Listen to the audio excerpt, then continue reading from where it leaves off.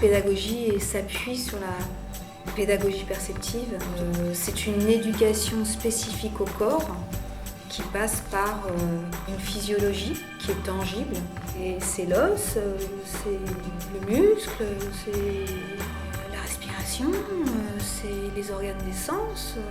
Et en même temps, tout ce qui est vivant à l'intérieur de soi, en fait. Du coup, plus les enfants, les parents, les élèves sont sensibilisés à cette réalité-là et s'appuient dessus, plus ils développent une conscience d'eux-mêmes.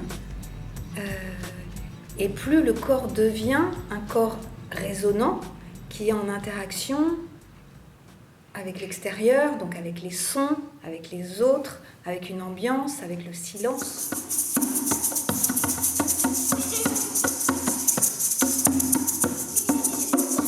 Je fais appel à Claire Morin, qui est danseuse chorégraphe. Elle considère l'élève dans sa globalité et non pas seulement dans une recherche de qualité technique de danseuse ou de danseur. Comment la personne peut s'exprimer en fait à partir de son intériorité vers l'extérieur. Alors même que moi, ma tasse de thé, mon orientation, c'est vraiment le corps anatomique, le corps articulé, le corps imbibé de l'histoire de chacun, et c'est plutôt une recherche de la singularité. Donc singularité plus expression de soi a créé un joli tissage et une belle rencontre. Bah t'es pas toute seule. Il y a Émilie derrière.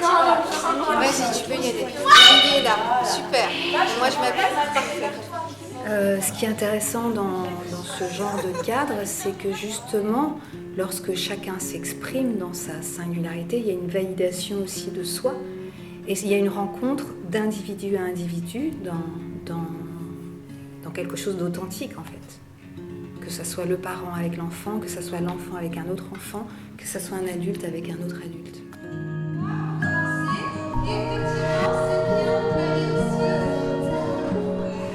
Nous avons proposé des situations où les enfants étaient par deux et ils ont appris à se toucher, à dessiner les contours de leurs camarades, à se laisser toucher également. Donc ça a un effet très rassemblant, très recentrant et très ancrant aussi. Donc du coup, il y a une rencontre qui s'est faite à travers le toucher. Au départ, nous avons proposé une petite chorégraphie, toute simple. Une chorégraphie qui parlait de la nécessité du corps, de ce qu'il faisait, comment le corps permettait d'agir, de ressentir ses émotions. C'était une manière ludique d'intégrer des informations, pas seulement sur un plan cognitif, mais il y avait également un engagement corporel. Il y avait un engagement expressif, parce que pour le coup, chacun faisait la même chorégraphie, mais à sa manière. Avec l'épaule, avec ton dos, avec ta main. Tu peux tirer une main.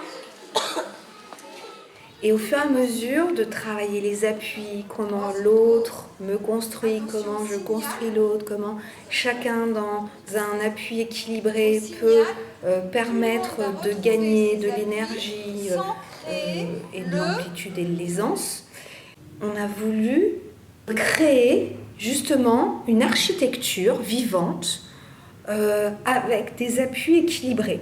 Si vous ne percevez pas d'appui, allez le chercher. Tout le monde est responsable de l'équilibre du Mikado. Tout le monde. Il n'y a pas une seule personne qui ne soit pas responsable.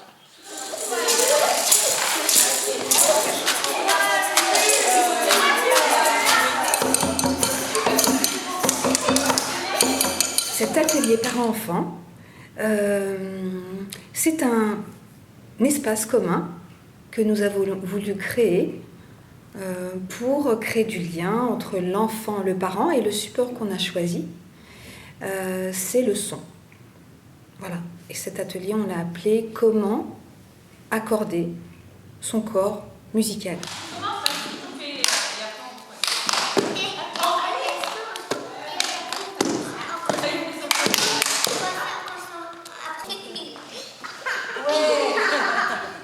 Ce qui est intéressant dans le son, c'est que ça instaure l'écoute.